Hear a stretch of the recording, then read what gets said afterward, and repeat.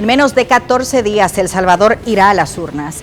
5.517.764 personas estarán habilitadas para votar según el Padrón Electoral Nacional y 906.462 en el Padrón Electoral desde el exterior, sumando así 6.424.226 salvadoreños.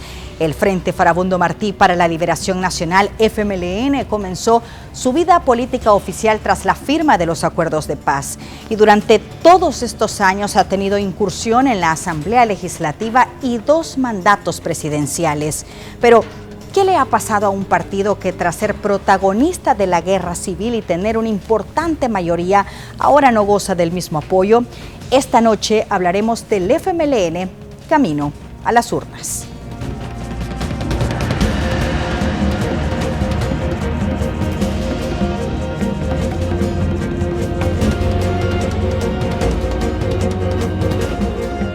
Radio Venceremos, voz oficial del Frente Farabundo Martí para la Liberación Nacional. El FMLN tomó su nombre del dirigente comunista Agustín Farabundo Martí, fusilado en el levantamiento campesino de 1932 por la Policía Nacional dirigida por Osmín Aguirre y Salinas durante el gobierno del general Maximiliano Hernández Martínez, delegado del Socorro Rojo Internacional y uno de los organizadores de la insurrección campesina e indígena de 1932.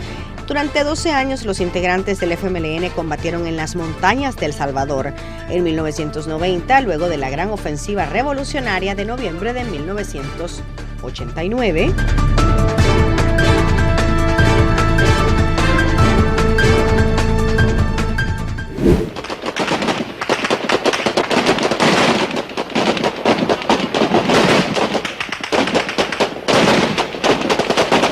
el periodo de la legalidad institucional del FMLN se inició al serle otorgado por decreto legislativo del Parlamento salvadoreño del 1 de septiembre su estatus como partido legal desde la firma de los acuerdos de paz en 1992, que puso fin a la guerra civil.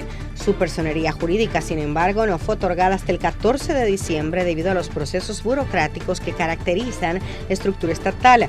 La legalidad, sin embargo, ubicó al FMLN en el centro de algunas dificultades, por ejemplo, la necesidad de disolver las 5 estructuras de las organizaciones político-militares de la guerra y formar una sola, en la que destacaron figuras del extinto Partido Comunista Salvadoreño, el PCS, como Salvador Sánchez Serén, Orestes Fredesman Ortez, Nidia Díaz, Medardo González, Lorena Peña y Shafik Handal como los más prominentes, lo cual fue aprobado en la tercera convención. El pueblo unido jamás será vencido. En 1994 el FMLN surgió como la segunda fuerza política nacional con bases electorales y políticas en los 262 municipios del país, resultado completamente inesperado. En esas elecciones el FMLN ganó 15 alcaldías y 21 diputados.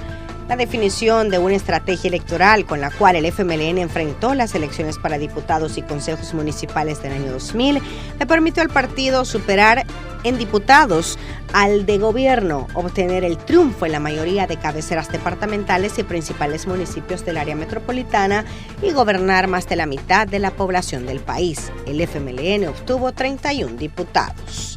Hasta la fecha, el FMLN ha contado con presencia legislativa, siendo este año 2021 con el que menor cantidad de diputados ha tenido en el Salón Azul. No creo que vaya a desaparecer, pero que, a menos que sigan cometiendo errores, pero que levante así al nivel en que fue votado en todas las elecciones de la posguerra, cuando ya se convirtió en partido político, participó en eventos electorales, que levante hasta donde levantó ya el periodo 2009, 2014 y 2014, 2019, no creo que sea posible.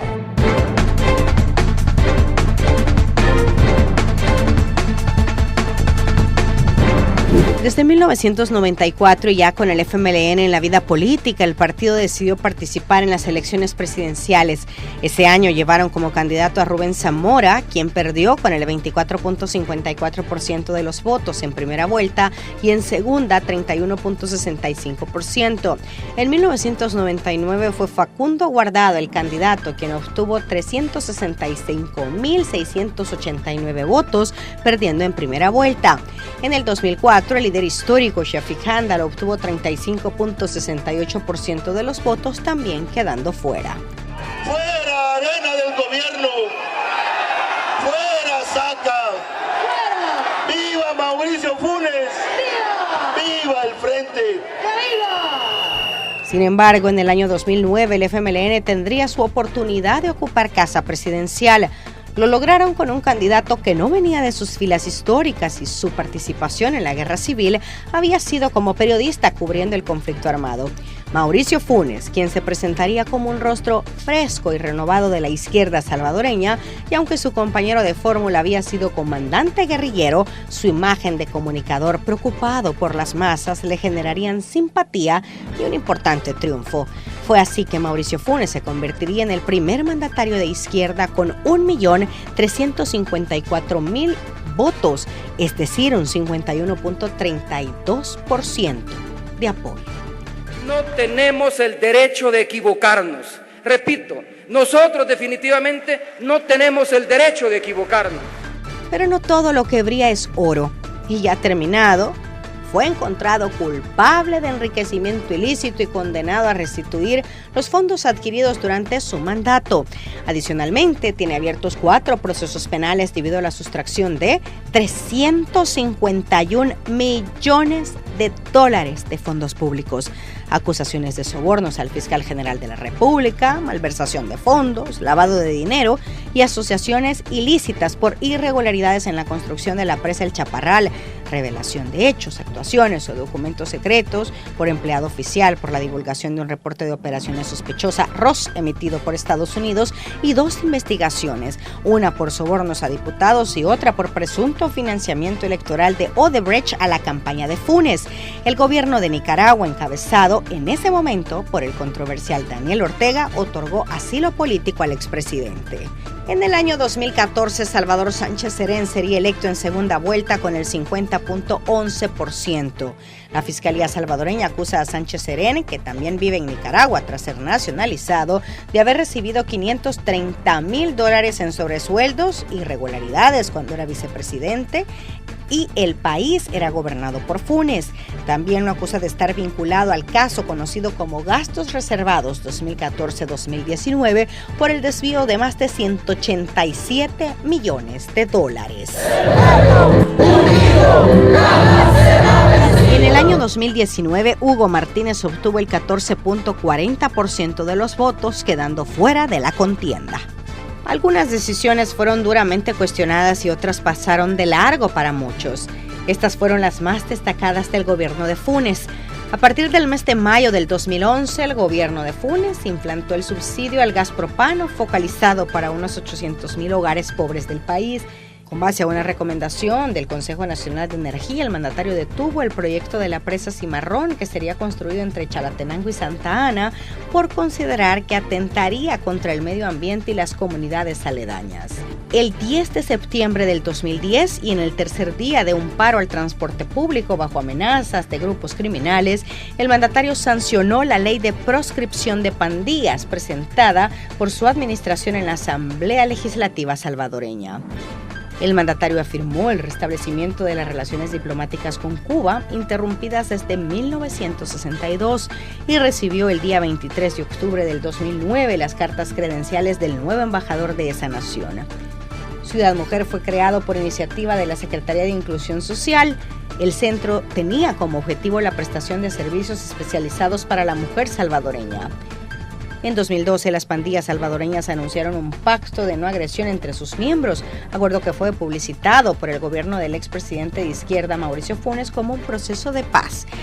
Mientras que el gobierno de Salvador Sánchez Serén, de este rescatamos que en abril del 2017, El Salvador fue el primer país en el mundo que prohibió por ley las minas de metales sobre su territorio por razones medioambientales y sanidad pública. En 2017, su gobierno prohibió el matrimonio infantil. El 19 de abril del 2018 crea el Ministerio de Cultura. El 20 de agosto del 2018 anunció la ruptura de las relaciones diplomáticas de El Salvador con Taiwán, así reconociendo la política de una sola China, abriendo relaciones con la República Popular China. Por ejemplo, continuando con esta medición de el desgaste que se traduce en un descontento hacia los partidos políticos tradicionales. Y no solamente habla del FMLN, sino este binomio Arena-FMLN, ese desgaste de los dos partidos políticos tradicionales. Al cierre de 2018, el 53% de las personas decía que ni Arena ni el FMLN debería gobernar en el Ejecutivo. Luego, al cierre de 2019, es decir, ya a 6 meses del inicio de este mandato presidencial, ese porcentaje había ascendido a 72%.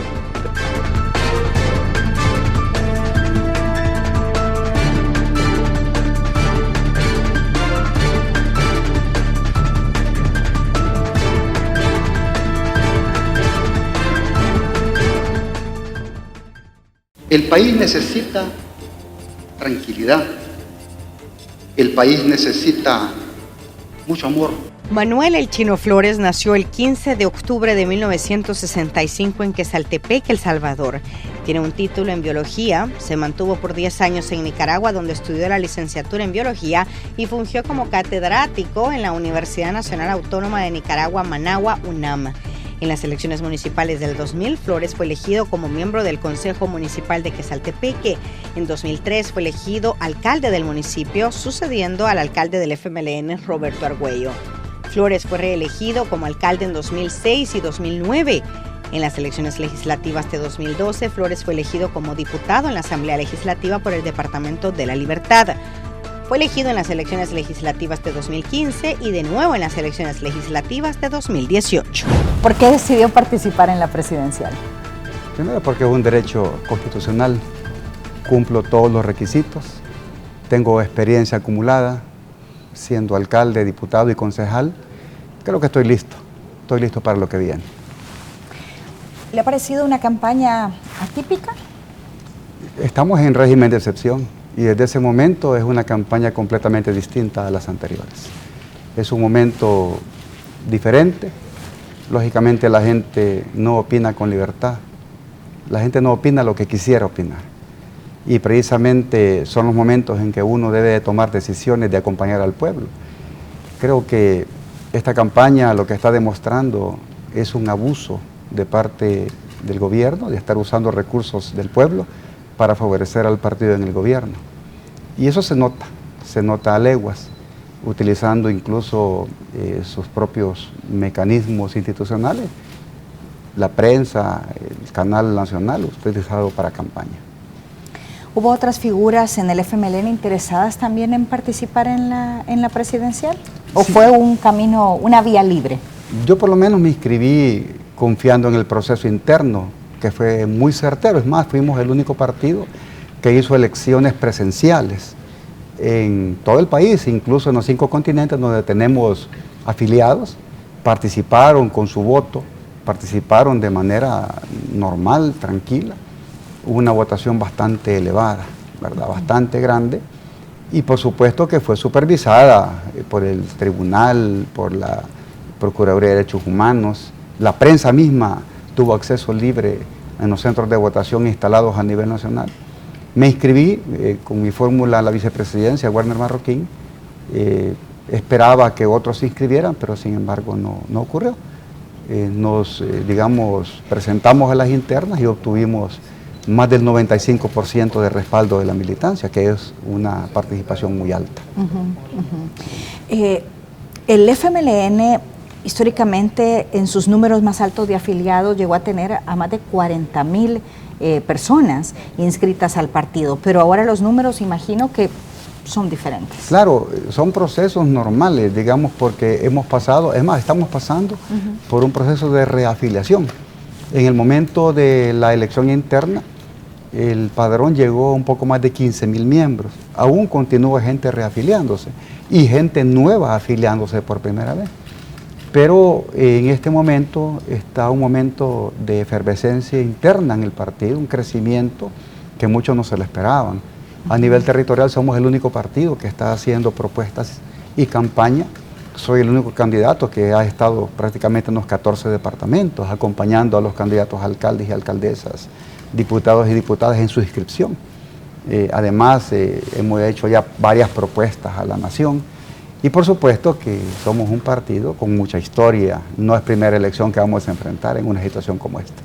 A mí me gustaría que nos tomáramos el tiempo y que pudiéramos profundizar cuáles son esas propuestas del FMLN. Bueno, primero hemos hecho un análisis con la gente, con la población, desde antes de la Convención Nacional del 19 de diciembre de hace un año. Conversábamos con la militancia, con los simpatizantes y llegamos a conclusiones muy interesantes. Por eso las propuestas nuestras son venidas de la población. Por ejemplo, el medio pasaje. Muchos me preguntaban por qué hasta hoy, ¿verdad? Y por qué no antes. Pues es mi propuesta, ¿no? Porque lo que tuvimos que hacer en los gobiernos anteriores es el apoyo a la educación en materia de programas sociales, como los uniformes, zapatos, cuadernos, vaso de leche, la comida que ahora no se les entrega. Y el medio pasaje ahora es mi primera propuesta, que la situación económica de los estudiantes es bastante dura. Algunos pagan el pasaje pero no comen. Entonces a veces hay estudiantes que viajan a pie pues, y largas distancias. La segunda propuesta es hambre cero, son más de 22 medidas para paliar la situación del país en materia económica. Hace unos meses vimos la situación de Guatemala, que cerró las fronteras casi un mes y llegó a valer una zanahoria $1, la libra de papa $2. Significa que nuestro país no produce, porque este gobierno ha enterrado la agricultura, ha abandonado al campesino, al productor. Y por eso la propuesta de hambre cero es la reactivación del agro, la aplicación de nuevas tecnologías y maquinarias, el apoyo técnico al agricultor. Y por supuesto que estamos hablando de la construcción de 3 grandes centros de abastecimiento en Occidente, Centro y Oriente, para tener la capacidad de enfrentar una situación difícil de desabastecimiento en el futuro. Hambre cero significa de que nuestras tierras vuelvan a ser productivas, convertirnos en un país autosuficiente y vender lo que nos sobre. Esa es la propuesta, pero en este momento la cobertura nacional no llega ni al 20%, porque todo se está trayendo, porque este gobierno ha privilegiado a los importadores, que se trae frijol, se trae queso, la carne y todo de fuera del país. La otra propuesta, estamos hablando del bono de la dignidad, que este gobierno le debe casi un año a los adultos mayores de 70 años y no se los ha dado a 37,000. Nuestra propuesta es ampliar los 60,000 adultos mayores de 70 años y de 50 a $70. La cuarta propuesta es municipios prósperos. Municipios prósperos significa regresarle los fondos a los municipios, los fondos de desarrollo, porque en los últimos 4 años que les han quitado los fondos a los municipios, ha reducido el nivel de alumbrado público, recolección de desechos sólidos, caminos de calles vecinales en abandono, no hay apoyo a la cultura, educación, salud ni los deportes y se acabaron las becas escolares. Por supuesto que eso fue por centralizar todo el dinero para posibilitar que una sola persona decidiera todo lo que ocurre en el país y han fracasado, porque crearon la Dirección de Obras Municipales, que es un fracaso rotundo, todo el campo abandonado, cantones abandonados.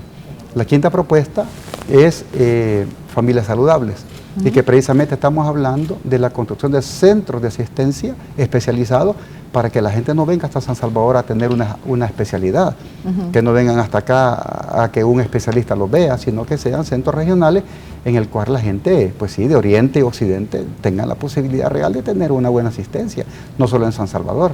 Familia saludable significa una nueva manera de ver la salud, desde la atención primaria, ¿verdad?, hasta la atención terciaria, que ya son especialidades. Y la sexta propuesta es la Nación Salvadoreña en el exterior, que hemos preparado una propuesta incluso de un ministerio para Salvador en el exterior. Eso significa de que no solamente ver a nuestros compatriotas como votos o como remesas, sino que hablamos de la reunificación familiar, de las opciones y oportunidades donde quiera que vivan, porque todo el mundo habla solo de Estados Unidos, pero tenemos gente en Italia, tenemos gente en Suecia, en Nicaragua, en Belice, en México, en Guatemala, que están pasando situaciones también bastante difíciles. Entonces, esas 6 propuestas, aunadas al tema de cultura, al tema de deportes, al tema de mujeres, al tema de, digamos, la inversión extranjera, que es parte de mi fuerte, el atraer inversión extranjera, son lo que nos va a dar a nosotros la facilidad real de poder gobernar este país con la gente.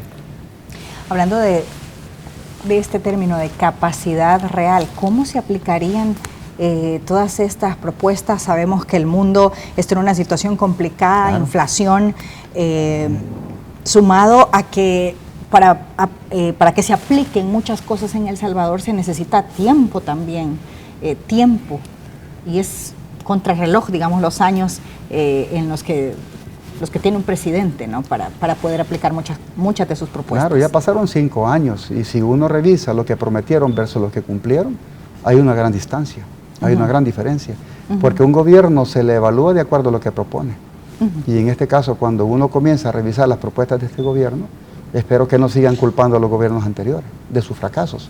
Este gobierno, un gobierno que se ha llenado de corruptos, y ellos mismos lo han dicho. El mismo presidente dijo que investigaran a sus ministros. A estas alturas, ¿a quiénes han investigado? Solo fue show publicitario, ¿verdad? Un show mediático e innecesario, pues, porque lo que estamos viendo es persecución de opositores. Y lógicamente quieren esconder su corrupción. Se fue la CICIES cuando comenzaron a investigar los 12 casos de corrupción de este gobierno. Diputados que están siendo señalados de corruptos, y hay analistas y otros que están tratando de limpiar la porquería de este gobierno, porque ni los diputados ni sus alcaldes se atreven a salir en la televisión a desmentir las cosas. Yo he dicho varias cosas, ¿y por qué no me procesan? Porque es verdad lo que les digo. Además, yo les dije, me inscribí con mis manos limpias, y un gobierno debe tener manos limpias para dar la cara, no desde un teléfono, en el territorio. Por eso creo de que acabar con la corrupción y la cherocracia, porque este gobierno se ha caracterizado por la cherocracia, un viceministro de Agricultura que no sabe absolutamente nada de agricultura, un ministro de Agricultura que es abogado, ¿qué saben de agricultura? Por eso han fracasado. Entonces uno está hablando de llevar encargos a gente que sepa. El ministro de Agricultura debe ser por lo menos ingeniero agrónomo con especialidad, el viceministro igual, y gente realmente que no sea del círculo de intimidades, sino que sea del círculo académico, del círculo especializado, porque necesitamos economistas, necesitamos gente experta pues para levantar la economía del país que está completamente quebrada. Entonces, desde las líneas del FMLN se asegura que cuentan con la infraestructura para poder aplicar todas estas propuestas de campaña. Por supuesto, porque la infraestructura es la del Estado, ¿verdad? Una vez llegar al Ejecutivo, lo que uno ve es el presupuesto. Y el presupuesto se desarrolla de acuerdo a las prioridades del gobierno en turno.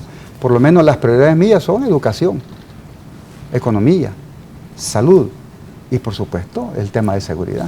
¿Qué piensa, candidato, de la palabra deuda? Mire, la deuda, este gobierno es el que más se ha endeudado en la historia. En su corto tiempo se ha endeudado más que los gobiernos anteriores. Y de manera irresponsable están generando préstamos y préstamos, pero no se ve en qué se genera el préstamo. Porque la gente está esperando obras en sus municipios. Está esperando obras en calles, caminos, canchas, escuelas. Prometieron reparar 1000 escuelas por año y no llegaron ni a 10. ¿Dónde está la reparación de las escuelas? ¿Dónde está el Hospital Rosales? El Hospital Rosales se le dejó, incluso yo voté por ese préstamo cuando fui diputado. Pero usted se dio cuenta que hacen un concurso de Miss Universo donde gastan más de 100 millones y eso lo hicieron en menos de 8 meses. Finalizado los Juegos Centroamericanos, comenzaron a invertir en una situación que creo innecesaria porque hay más necesidades en el país. No estoy en contra de Miss Universo, pero que lo hagan países que tengan recursos. Pero de aquí se llevaron millones. Es más, la empresa que estaba quebrada, bien galán salió pues, con una cantidad de dinero de nosotros, ¿verdad? ¿Y de qué sirvió? ¿Qué trajo Miss Universo a El Salvador? Absolutamente nada. Nadie se quedó a vivir acá. Entonces, pura publicidad. Por eso creo que hay que ser responsable con el país. El país no tiene la capacidad de estar haciendo este tipo de eventos.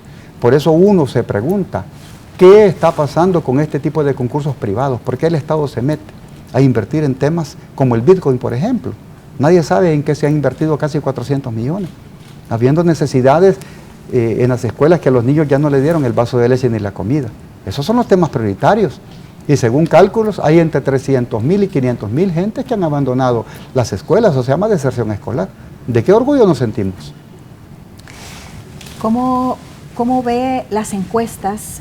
¿Cuál es su lectura de las encuestas que no dejan muy bien parado al FMLN en esta carrera presidencial? Mire, las encuestas no son ciencias exactas y se han derrotado.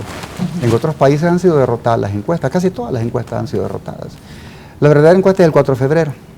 Yo ando en el territorio, no estoy desde un teléfono tuiteando, estoy en el territorio con la gente y la gente está muy molesta, abandonada, el agro abandonado. Yo no creo que alguien esté contento pagando $6 o 7 por un cartón de huevo. O no creo que alguien esté contento sin empleo, o ver a sus hijos migrando porque no hay empleo para la juventud, o que las mujeres no tengan opciones, o que le hayan quitado los 50 pesos a los adultos mayores. No creo que alguien esté contento de que le hayan metido preso a su familiar inocente. Yo no voy a abogar por los criminales. por los inocentes, no creo que alguien esté contento. No creo que alguien esté contento en el magisterio porque no les han dado el escalafón, a los médicos también. No creo que alguien esté contento en el gobierno el maltrato que sufre de los gerentes, porque eso se sufre. Claro, en un régimen de excepción, por eso lo mantienen, se ha convertido en una herramienta electoral. Ya no es una herramienta de seguridad. Y de 2 meses para acá no hay capturas porque hay tregua con las pandillas. Eso me lo están diciendo los jefes policíacos, donde quiero que vaya. Hay tregua nuevamente. Usted no ve capturas, no ve nada. Entonces el régimen de excepción ya lo convirtieron en una herramienta electorera. Eso es lo que está pasando. Y en este mes de enero ya andan repartiendo los paquetes de comida. Ya, eso es una campaña electorera que el Estado está usando para favorecer a los diputados de Nuevas Ideas y al presidente. ¿Qué piensa Manuel Flores de Mauricio Funes y Salvador Sánchez Serén? Bueno, fueron 2 presidentes del FMLN que hicieron cosas bastante buenas para el país. Con Mauricio Funes se inició los proyectos sociales que llevó a mucha gente que no tenía recursos a salir de la pobreza.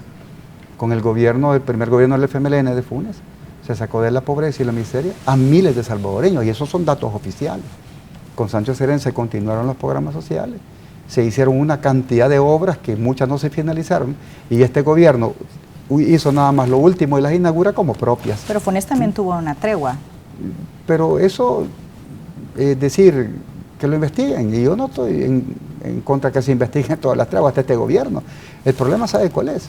Que se quiere ocultar una cosa y sacar la otra. Y si hubo gente involucrada en los 3 gobiernos, pues que los investiguen. Yo no me voy a poner a que investiguen a la gente que pactó con pandillas. De hecho, hay graves acusaciones contra esos 2 expresidentes. Y contra 3 expresidentes, incluyendo este presidente. Hay graves acusaciones. Liberaron al CROC, han liberado a pandilleros, y ahí están las investigaciones. A las investigaciones que yo me refiero, candidato, es relacionadas con casos de corrupción contra Mauricio Funes y contra Salvador Sánchez Serén. ¿Qué piensa usted de esto, ya que ellos fueron candidatos y grandes figuras en su momento del FMLN? Claro, yo por lo menos le digo, si funcionarios cometieron corrupción, que los investiguen. Yo por lo menos digo, yo soy el candidato del FMLN y les dije que me investigaran antes de inscribirme. Y investigaron de todo. ¿Y qué sacaron? Ya tengo el finiquito de la Corte para inscribirme. Tengo lo de Hacienda, tengo probidad, tengo todo. Entonces, lógicamente, a mí que me investiguen después que sea presidente. ¿Por qué no investiguen al actual presidente? Porque controla todo. Controla la Fiscalía y Corte Suprema. Pero va a haber un momento en que lo van a investigar. Un momento en la historia va a ser investigado. Él y todos sus funcionarios. Nadie se va a escapar.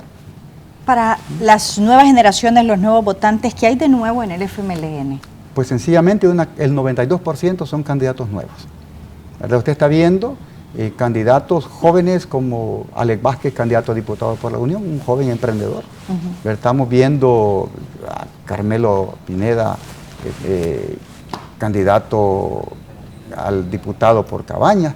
Estamos viendo candidatos jóvenes en el caso de Aguachapán, en el caso Sonsonate, gente que por primera vez participa, en San Salvador mismo. Candidatos a alcaldes que ahora reducen a 44. El miedo que tenían de perder más de 200 alcaldías los obligó a Nuevas Ideas a agrupar en 44. Así lo vamos a derrotar, porque no sirven, ya demostraron que no sirven. Mire, Mexicanos es un basurero completo, es una cosa impresentable por completo. San Salvador solo es el pequeñito centro histórico, de ahí no hay más. Entonces, y cuando uno quiere ocultar, pues, o esconder la realidad, acude a los analistas, activistas que tienen, porque ni los diputados, lo repito, ni los alcaldes se atreven a tener un debate con nosotros. ¿Son elecciones libres y democráticas? Ninguna.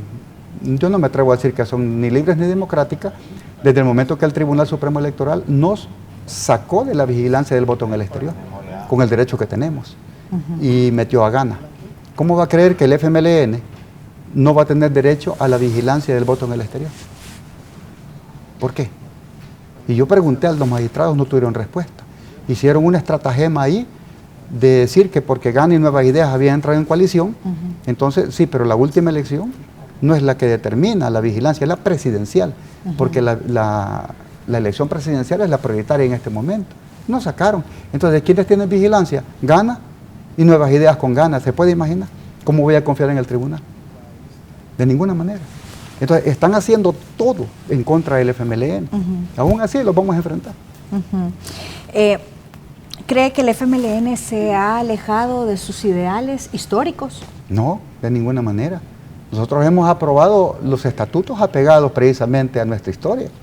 Hicimos reformas estatutarias, hicimos las internas apegadas a estatutos, hicimos todo un proceso de elección y selección de candidatos apegado a estatutos. Y por supuesto que los que se han alejado de nuestros estatutos están en Nuevas Ideas. Y muchos cometiendo actos de corrupción, señalados. Ahí están, liberando al CROP. ¿Cómo se financia el FMLN? Pues la gente misma nos está apoyando. Yo lo dije y algunos se burlaron. Nuestra gente está haciendo comida, está haciendo sopas, rifas. Y la gente, a mí por lo menos hay gente que me ha regalado camisas, gorras y una cantidad de cosas interesantes. Yo como le dije, no son las vallas las que determinan el carácter de una persona o los spots televisivos o radiales. Es cuando a uno lo conocen. Y cuando uno lo conocen, la gente sobra y basta verlo en la calle, la expresión que le da, del saludo, el apretón de mano y no desde un teléfono o desde un Twitter. A mí me ven en la calle y me ven sin seguridad porque no voy a tener seguridad del gobierno, no la necesito. Primero porque me dicen, pero usted está aprovechando el régimen. No, siempre he sido así, siendo alcalde, siendo diputado. Jamás he necesitado eso. Primero porque no soy narco, no soy corrupto, no soy ladrón. Y ando caminando con mis manos limpias y mi frente en alto. Me cuida Dios y me cuida el pueblo. Esa es la diferencia. Y así va a ser mi gobierno, apegado y cercano al pueblo. Por eso creo de que las cosas deben de ser así desde antes de llegar. Y no altanero, ni prepotente, ni soberbio. Y ver al pueblo únicamente como voto o regalarle comida para que voten por usted. Eso es ser miserable. Un candidato miserable de que anden regalando comida por obtener votos. A la gente no se le debe de ver así. A la gente se le debe ver como parte integral del desarrollo del pueblo. Que participen, que la gente participe en la toma de decisiones. Pero hoy por hoy la gente ni participa y le esconden información por 7 años. Para ir finalizando, ¿cómo ve el futuro del FMLN? No, brillante. En este momento nos creían muertos hace como 8 o 6 meses. Y ya ve, esa planta ya está dando frutos. Todas las encuestas nos ubican ahora en la segunda posición y creciendo. Porque en el proceso de la curva de ascenso vamos creciendo. Todas las encuestas que usted puede encontrar, todas las encuestas van a ser derrotadas, se lo aseguro. Porque en el territorio uno ve la diferencia. Y esa diferencia se nota en el cariño de la gente. Claro, los opositores a mi candidatura, ya sean del gobierno o de otras estructuras, quisieran ver que eso no fuera cierto. Pero la verdad que Manuel El Chino Flores es el candidato del pueblo. ¿Yo qué voy a esconder? Vivo en mi misma casa en Quesaltepeque. Ahí vivo, en el barrio de Concepción. Y pueden visitarme cuando quieran. Ahí salgo a regar las plantas, ahí llega un gatito, se le da de comer, llega un perrito, se le da de comer, llega la gente a visitarme, es decir, soy una persona así, voy al mercado solo y me dice, ¿qué anda haciendo solo? ¿Y qué quiere? Que anden blindadas, que ande con guardaespaldas, no. Es más, la primera acción que voy a hacer es derribar los muros de Casa Presidencial, es la casa del pueblo. ¿Para qué reciben a la gente con antimotines? Ese es el reflejo de lo antipopular que es un presidente, estar alejado del pueblo y creerse el dueño de la finca, no. Y así actúan sus ministros, así actúan sus diputados. Pues eso se acabó. Vamos a darle al pueblo lo que el pueblo merece. Somos sus empleados, sus funcionarios, somos la gente que debemos de responderle y no tratar a la gente como que es el empleado de uno. Esa es la diferencia. El Frente le tiene miedo porque no somos un partido que nació con firma, somos un partido de historia, de héroes y mártires, somos un partido de familia, de compañeros, un partido solidario. Los que han cometido corrupción ya se fueron.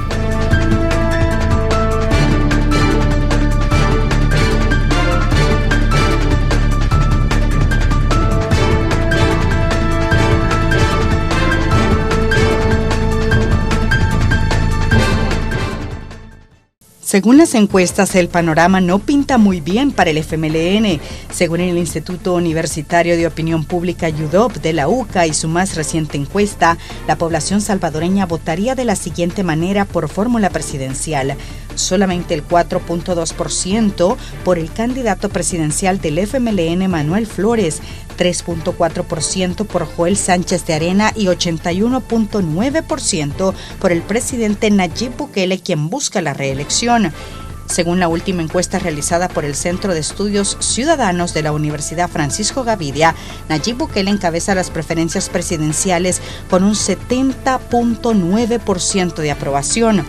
Por otro lado, Manuel Flores del FMLN registra un respaldo del 2.9% en la intención del voto presidencial, seguido por Joel Sánchez de Arena con un 2.7%.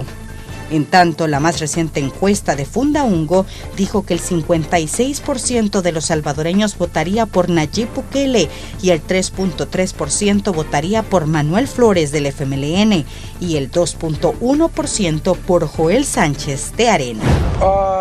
Bueno, la verdad que uno como ciudadano confía en los presidentes, pero no hacen realmente lo que el pueblo requiere.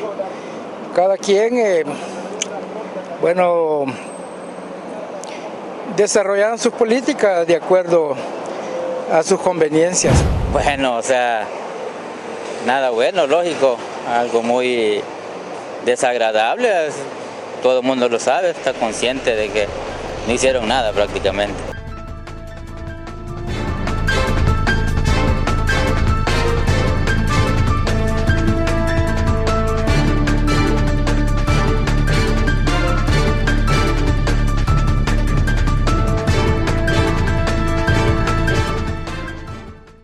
En 1994, el FMLN inició su vida política en la Asamblea Legislativa. Ese año obtuvo 21 curules con 287.811, que representó el 21.39%.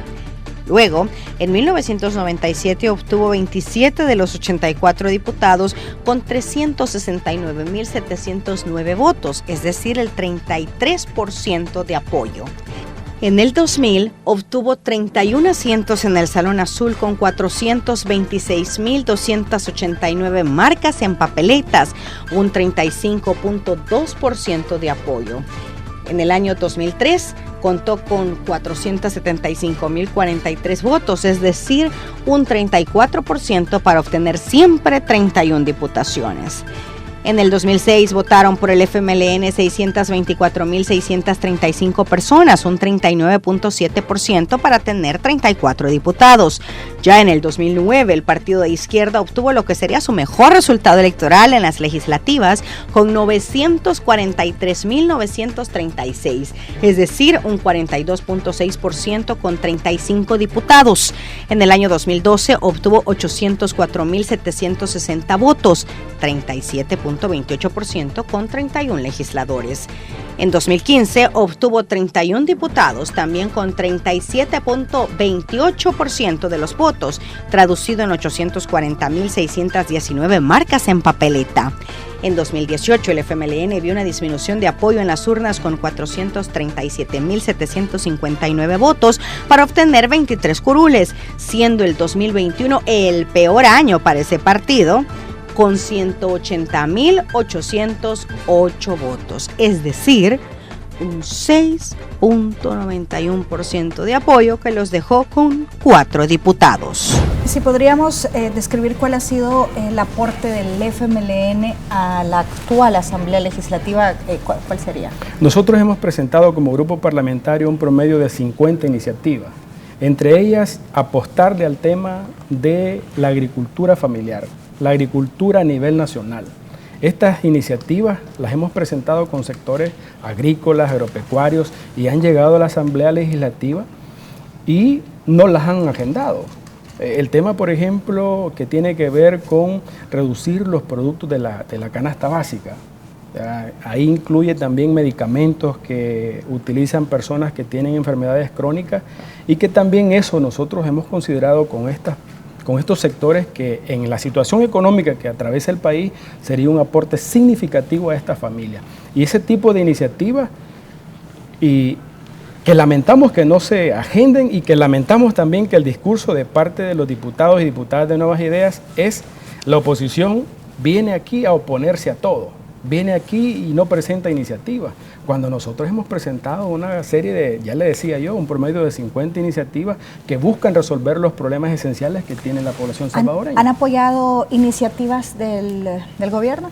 Claro, muchas iniciativas que tienen que ver con algunos sectores del pueblo salvadoreño que han estado ahí remarcando, que han estado exigiéndole a esta administración, nosotros lo hemos apoyado sin ningún inconveniente. Todas aquellas iniciativas que no tienen que ver con deuda, es decir, que tienen un beneficio a los sectores más vulnerables de este país, los hemos respaldado como grupo parlamentario. ¿Qué piensa el FMLN del tema del desgaste político? Vemos las encuestas y los resultados no son muy prometedores para los partidos que un día fueron los máximos representantes democráticos en El Salvador.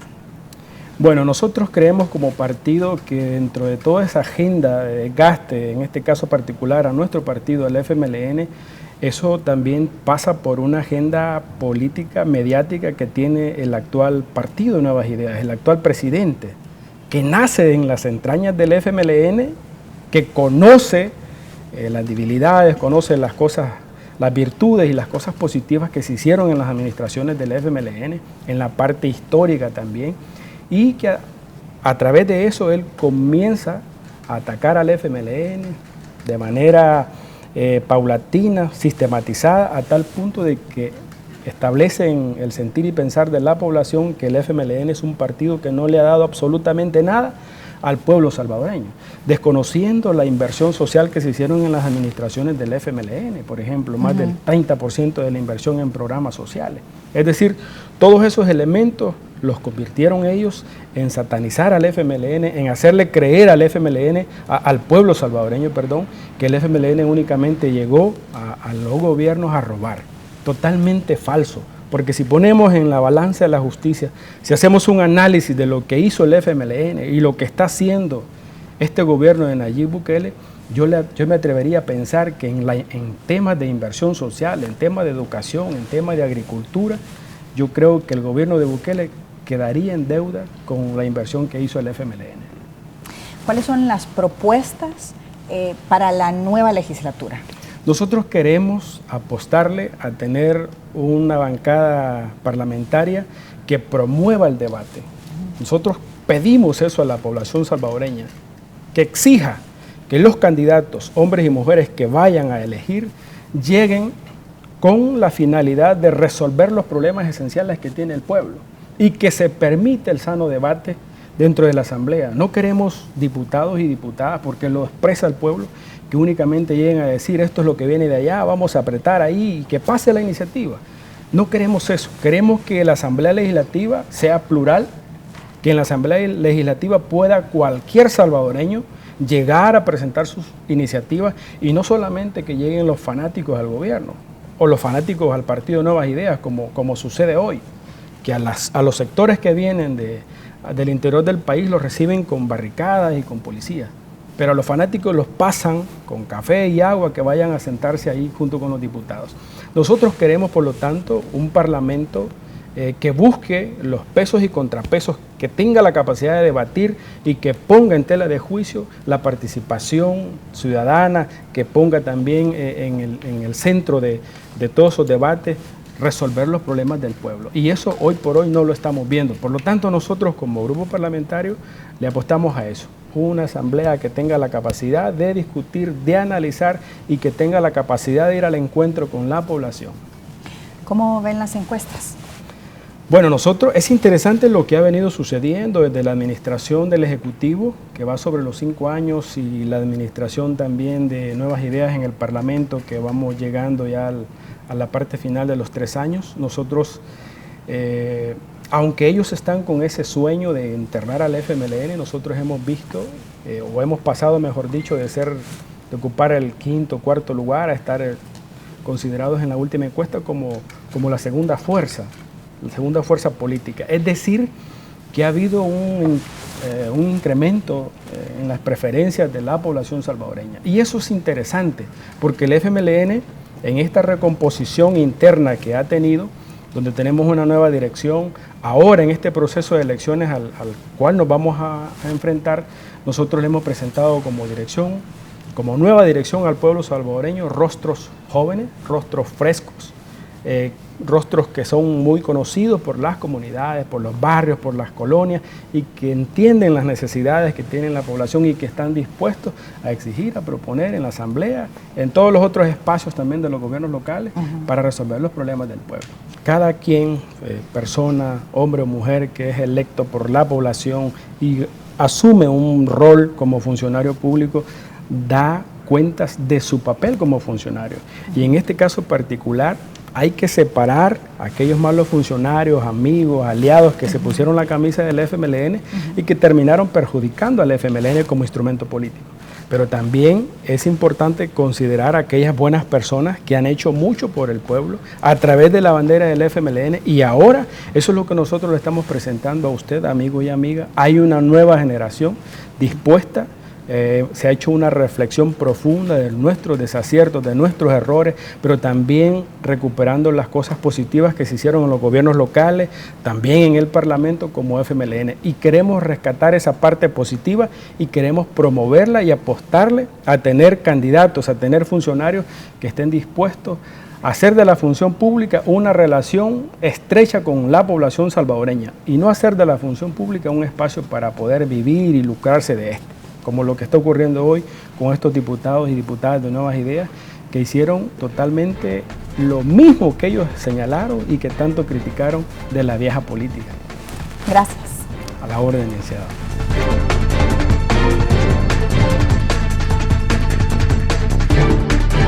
Los partidos políticos tienen una cita con la población el próximo 4 de febrero, cuando elijan presidente y diputados de la Asamblea Legislativa. La coyuntura electoral nos ha mostrado que los que un día fueron los partidos con mayor fuerza han perdido adeptos y tienen cuesta arriba para llegar de nuevo al poder. Sin embargo, y a pesar de muchas voces que sugerían que no participaran en estos comicios, partidos como el FMLN insisten en mostrar sus propuestas y continuar en la vida política siguiendo sus ideales.